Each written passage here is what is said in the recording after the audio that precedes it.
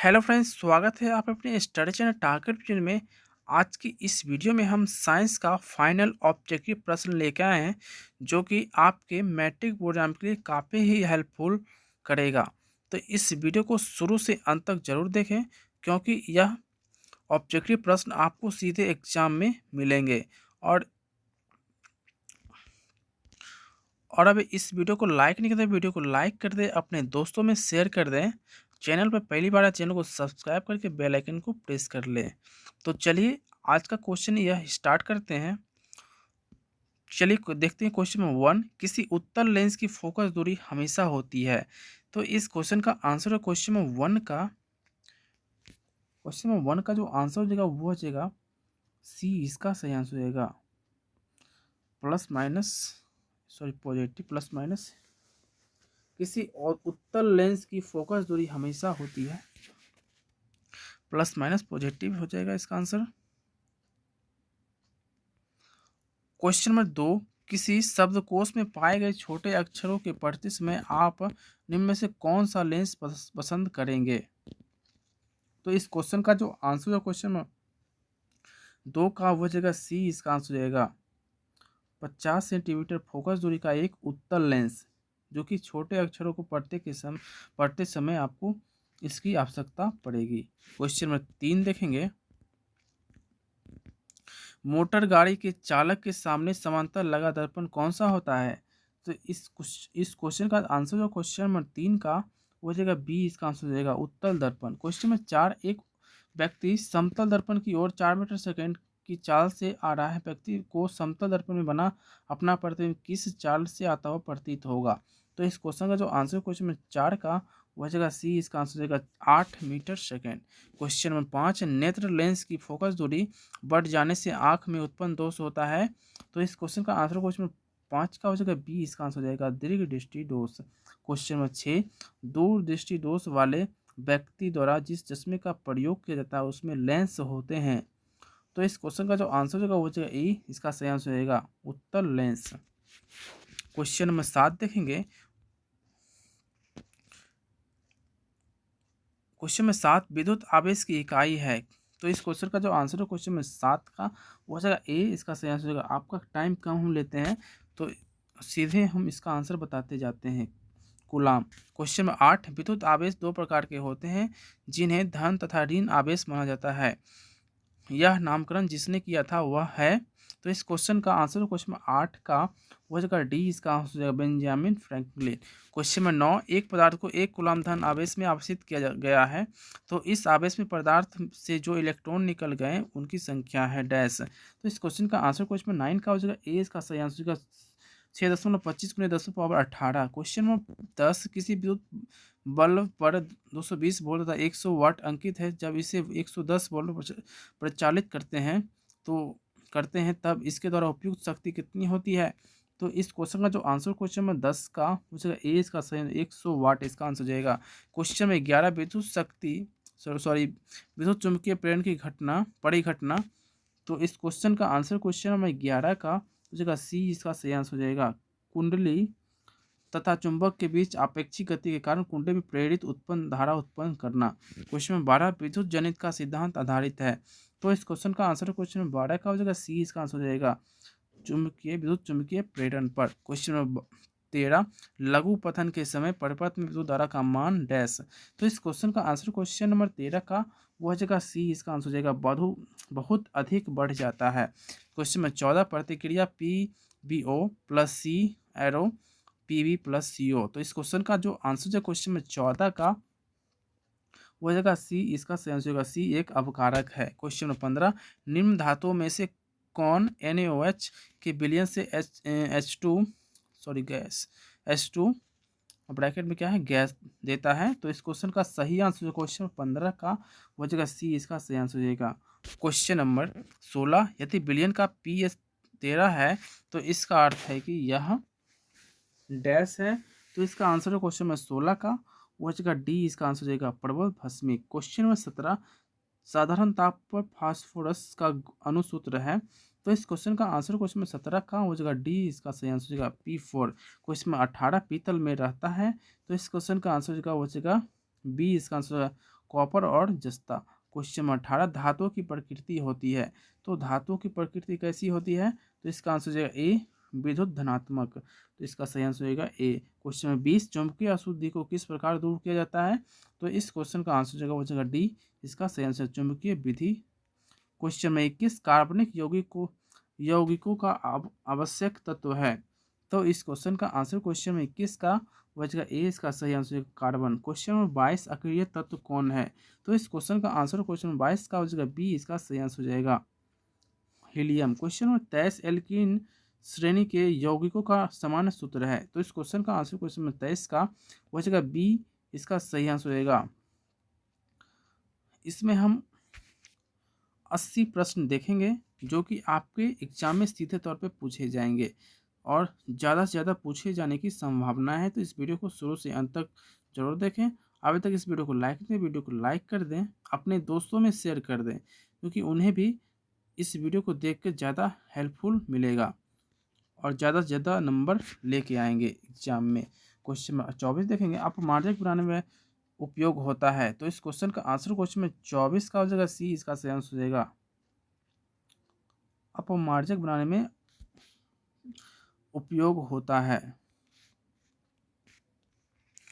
Question number 25 आवर्त सारणी के साथ एक ही तत्व है, तो इस क्वेश्चन का जो आंसर हो क्वेश्चन नंबर 25 का हो जाएगा ए, इसका सही आंसर है हेलोजन कहलाते हैं, हेलोजन कहलाते हैं। क्वेश्चन नंबर 26 आवर्त सारणी में बाएं से दाएं जाने पर प्रकृतियों के बारे में कौन सा कथन असत्य है, तो इस क्वेश्चन का जो आंसर क्वेश्चन नंबर 26 का हो जाएगा सी, इसका आंसर परमाणु आसानी से इलेक्ट्रॉन का त्याग करते हैं।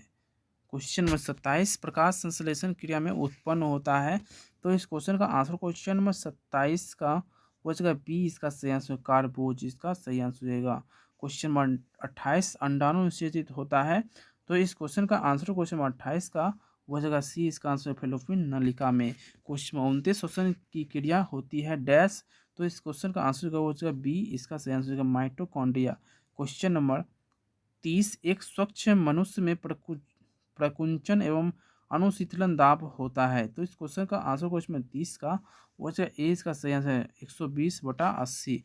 क्वेश्चन नंबर 31 पत्तियों का मुरझाना किस पादप हार्मोन के कारण संभव हो पाता है, तो इस क्वेश्चन का आंसर क्वेश्चन नंबर 31 का हो जाएगा सी, इसका सही आंसर है एबिसिक अम्ल, इसका सही आंसर हो जाएगा क्वेश्चन नंबर 31 का आंसर हो जाएगा सी एबिसिक अम्ल। क्वेश्चन नंबर 32 कौन सा पादप नियंत्रक फल बेचने वालों द्वारा उपयोग किया जाता है, तो इसका आंसर हो जाएगा क्वेश्चन नंबर 32 का हो जाएगा सी, इसका इथाइलिन, इसका सही आंसर हो जाएगा। फल पकाने में कौन सा पादप नियंत्रक फल बेचने वालों द्वारा उपयोग किया जाता है, तो इथिलीन होता है, इसका सही आंसर।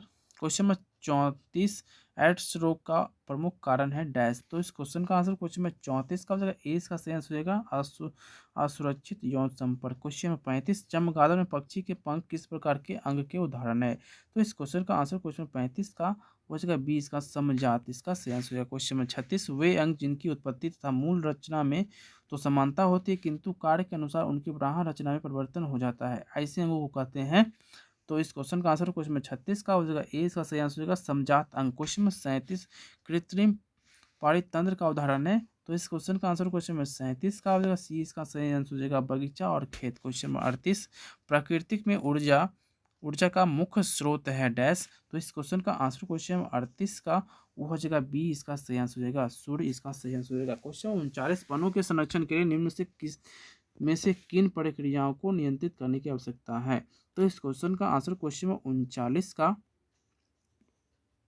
हो जाएगा बी, इसका सही आंसर होगा अतिचारण। क्वेश्चन नंबर 40 वे पदार्थ जो जैविक प्रक्रम द्वारा अपघटित होते हैं कहलाते हैं डैश, तो इस क्वेश्चन का आंसर क्वेश्चन नंबर 40 का हो जाएगा ए, इसका सही आंसर जैव निम्नीकरण। क्वेश्चन में 41 अमीटर में से निम्नलिखित में से किसे मापा जाता है, तो इस क्वेश्चन का आंसर क्वेश्चन नंबर 41 का जो आंसर जो वो ए, इसका सही आंसर धारा। क्वेश्चन में 42 वह उपकरण जो विद्युत धारा को यांत्रिक ऊर्जा में बदलता है होता है, तो इस क्वेश्चन का आंसर क्वेश्चन में 42 का हो जाएगा बी, इसका आंसर हो जाएगा विद्युत मोटर। क्वेश्चन नंबर 43 दर्पण का सूत्र है, तो इस क्वेश्चन का आंसर क्वेश्चन नंबर 43 का वो हो जाएगा ए, इसका आंसर हो जाएगा 1/v plus 1/u equal to 1/f। Question number 44 देखेंगे, निम्नलिखित निकटवर्ती दोस्त को निम्नलिखित में किस लेंस के द्वारा हटाया जाता है। तो इस क्वेश्चन का जो सही आंसर है क्वेश्चन में 44 का वो हो जाएगा बी, इसका आंसर हो जाएगा अबतल, इसका सही आंसर हो जाएगा अबतल, इसका सही आंसर हो जाएगा। क्वेश्चन नंबर 45 पौधों में जनन अंग कहाँ पाए जाते हैं। तो इस क्वेश्चन का आंसर क्वेश्चन 45 का हो जाएगा सी, इसका आंसर पुष्प में। क्वेश्चन नंबर 46 मेंडल ने अपने आनुवांशिकी प्रयोग किस पौधे का उपयोग किया। तो इस क्वेश्चन का आंसर हो जाएगा सी, इसका आंसर हो जाएगा मटर। क्वेश्चन नंबर 47 पारिस्थितिक तंत्र में ऊर्जा का प्रवाह किस दिशा में होता है। तो इस क्वेश्चन का आंसर क्वेश्चन में 47 का हो जाएगा ए, एक दिशा, एक दिशाया, तो एक दिशा में होता है, तो ऐसे होगा एक दिशीय, इसका सही आंसर रहेगा क्वेश्चन नंबर 47 का। क्वेश्चन नंबर 48 ओजोन परत पाया जाता है। तो इस क्वेश्चन का आंसर क्वेश्चन नंबर 48 का वो हो जाएगा बी, वायुमंडल की ऊपरी सतह में। क्वेश्चन नंबर 49 दाढ़ी बनाने में कौन सा दर्पण उपयुक्त होता है। क्वेश्चन नंबर 49 का जो सही आंसर हो जाएगा क्वेश्चन नंबर 49 का वो हो जाएगा सी, इसका आंसर हो जाएगा अवतल। क्वेश्चन नंबर 50 प्रकाश के परावर्तन के कितने नियम है। तो इस क्वेश्चन का जो आंसर है क्वेश्चन 50 का हो जाएगा बी, 2। क्वेश्चन नंबर 51 निर्वात में प्रकाश की चाल होती है। तो इस क्वेश्चन का आंसर क्वेश्चन में 51 का हो जाएगा ए, 3 × 10⁻8 मीटर प्रति सेकंड। क्वेश्चन में 51 के बाद हो जाएगा क्वेश्चन में 52 किसी दर्पण में बड़ा प्रतिबिंब बनता है। तो इस क्वेश्चन का आंसर क्वेश्चन में 52 का वो हो जाएगा बी, इसका सही आंसर हो जाएगा अवतल, इसका सही आंसर हो जाएगा बड़ा प्रतिबिंब किसमें बनता है, तो अवतल। क्वेश्चन में 53 दंत विशेषज्ञ किस दर्पण का उपयोग मरीजों के दांतों का बड़ा प्रतिबिंब देखने के लिए करता है। तो इस क्वेश्चन का जो आंसर होगा वो जाएगा बी, इसका आंसर हो जाएगा अवतल दर्पण। क्वेश्चन में 54 किस दर्पण में केवल आभासी काल्पनिक प्रतिबिंब बनता है। तो क्वेश्चन में 54 का आंसर हो जाएगा डी, समतल और उत्तल। क्वेश्चन में 55 मोटर चालक के सामने दर्पण साइड मिरर लगा होता है। तो इस क्वेश्चन का जो सही आंसर क्वेश्चन नंबर 55 का हो जाएगा सी, इसका सही आंसर हो जाएगा उत्तल, इसका आंसर हो जाएगा 55 का आंसर हो जाएगा सी। क्वेश्चन 56 एक गोलीय दर्पण के परावर्तन पृष्ठ की वृत्ताकार सीमा रेखा का व्यास कहलाता है। तो इस क्वेश्चन का आंसर क्वेश्चन में 56 का हो जाएगा बी, वक्रता त्रिज्या। क्वेश्चन में 57 प्रकाश तरंग उदाहरण है। तो इस क्वेश्चन का आंसर क्वेश्चन में 57 का हो जाएगा बी, इसका सही आंसर हो जाएगा विद्युत चुम्बकीय तरंग। क्वेश्चन में 58 गोलीय दर्पण में फोकसांतर एवं वक्रता त्रिज्या के बीच संबंध है। तो इस क्वेश्चन का आंसर क्वेश्चन में 58 का हो जाएगा सी, F = R/2। क्वेश्चन में 59 समतल दर्पण में प्रतिबिंब की प्रकृति क्या होती है। तो इस क्वेश्चन का आंसर क्वेश्चन 59 का हो जाएगा डी, इसका आंसर हो जाएगा आभासी तथा बराबर। क्वेश्चन में 60 सोलर कुकर में किस दर्पण का व्यवहार किया जाता है। तो इस क्वेश्चन का जो आंसर है क्वेश्चन 60 का हो जाएगा बी, अवतल। क्वेश्चन में 61 सर्च लाइट का परावर्तक सतह होता है। तो इस क्वेश्चन का आंसर क्वेश्चन में 61 का हो जाएगा बी, अवतल हो जाएगा इसका आंसर। क्वेश्चन में 62 यदि किसी बिंब का प्रतिबिंब का आवर्धन ऋणात्मक हो तो उस प्रतिबिंब की प्रकृति होगी। तो इस क्वेश्चन का आंसर क्वेश्चन में 62 का हो जाएगा ए, इसका सही आंसर हो जाएगा वास्तविक और उल्टा। क्वेश्चन नंबर 63 किसी दर्पण के सामने आप चाहे जितनी दूरी पर खड़े हो आपका प्रतिबिंब सीधा ही बनता है, समरूपता दर्पण है। तो इस क्वेश्चन का आंसर क्वेश्चन नंबर 63 का हो जाएगा डी, इसका सही आंसर हो जाएगा समतल या उत्तल। क्वेश्चन नंबर 64 अवतल दर्पण द्वारा किसी वस्तु का बना प्रतिबिंब आभासी सीधा तथा बिंब से बड़ा पाया गया वस्तु की स्थिति कहाँ होनी चाहिए। तो इस क्वेश्चन का जो आंसर हो जाएगा वो जगह डी, इसका सही आंसर दर्पण के ध्रुव और मुख्य फोकस के बीच। क्वेश्चन नंबर 65 किसी बिंब का प्रतिबिंब का आवर्धन धनात्मक हो तो उस प्रतिबिंब की प्रकृति क्या होगी। तो इस क्वेश्चन का आंसर क्वेश्चन नंबर 65 का हो जाएगा डी, इसका आंसर काल्पनिक और सीधा। क्वेश्चन नंबर 66 किसी वस्तु का आवर्धित काल्पनिक प्रतिबिंब बनता है। तो इस क्वेश्चन का आंसर क्वेश्चन में 66 का हो जाएगा ए, अवतल दर्पण में। क्वेश्चन नंबर 67 निम्नलिखित में से कौन उत्तल दर्पण की फोकस दूरी है जिसकी वक्रता त्रिज्या 32 है। तो इस क्वेश्चन का आंसर क्वेश्चन में 67 का हो जाएगा सी, इसका आंसर हो जाएगा 16, इसका आंसर हो जाएगा 16 सेंटीमीटर प्लस में। क्वेश्चन नंबर 68 परावर्तन के नियम से निर्धारित होती है। तो इस क्वेश्चन का आंसर क्वेश्चन नंबर 68 का हो जाएगा ए, इसका सही आंसर हो जाएगा अपतन कोण बराबर होता है परावर्तन कोण। क्वेश्चन नंबर 69 समतल दर्पण द्वारा बना प्रतिबिंब होता है। तो इस क्वेश्चन का आंसर क्वेश्चन 69 का हो जाएगा बी, इसका सही आंसर काल्पनिक। क्वेश्चन नंबर 70 संयुग्मी फोकस केवल संभव है। तो इस क्वेश्चन का आंसर क्वेश्चन नंबर 70 का हो जाएगा सी, इसका आंसर समतल दर्पण। क्वेश्चन नंबर 71 उत्तल दर्पण में प्रतिबिंब सदैव बनता है। तो इस क्वेश्चन का आंसर क्वेश्चन नंबर 71 का वो हो जाएगा सी, ध्रुव और फोकस दूरी के बीच। क्वेश्चन नंबर 72 किसी दर्पण का मध्य बिंदु कहलाता है। तो इस क्वेश्चन का आंसर क्वेश्चन नंबर 72 का वो हो जाएगा बी, इसका ध्रुव, इसका सही आंसर होगा। क्वेश्चन नंबर 73 समतल दर्पण में वक्रता त्रिज्या है। तो इस क्वेश्चन का आंसर क्वेश्चन नंबर 73 का वो हो जाएगा सी, इसका सही आंसर आर बराबर इन्फाइनाइट यानी कि अनंत। क्वेश्चन नंबर 74 हजामत बनाने के लिए व्यवहार किया जाता है। तो इस क्वेश्चन का आंसर क्वेश्चन नंबर 74 का वो हो जाएगा बी, अवतल दर्पण। क्वेश्चन नंबर 75 समतल दर्पण का रेखीय आवर्धन होता है।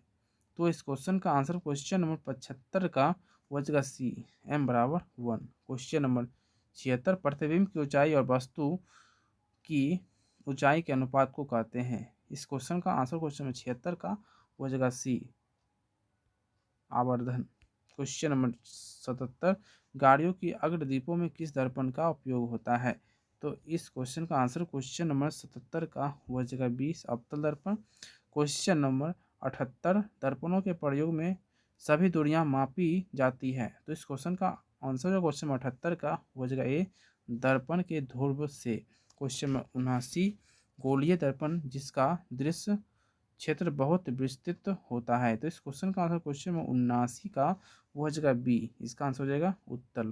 क्वेश्चन नंबर 80 गोलीय दर्पण के लिए यू, बी और एफ में संबंध है। तो इस क्वेश्चन का आंसर क्वेश्चन नंबर 80 का हो जाएगा सी, इसका सही आंसर होगा एफ बराबर यू इंटू वी बटे यू प्लस भी, इसका आंसर हो जाएगा सी। उम्मीद करते हैं आपको ये वीडियो पसंद आई। इस वीडियो को लाइक करें, अपने दोस्तों में शेयर कर दें और एग्ज़ाम से पहले इस वीडियो को 2 से 3 बार जरूर देख के जाएं, क्योंकि एग्ज़ाम में ये आने की ज़्यादा संभावना, क्योंकि इस वीडियो को हम कम से कम समय में आपको बता दिए हैं। मिलते हैं अगले नेक्स्ट वीडियो में।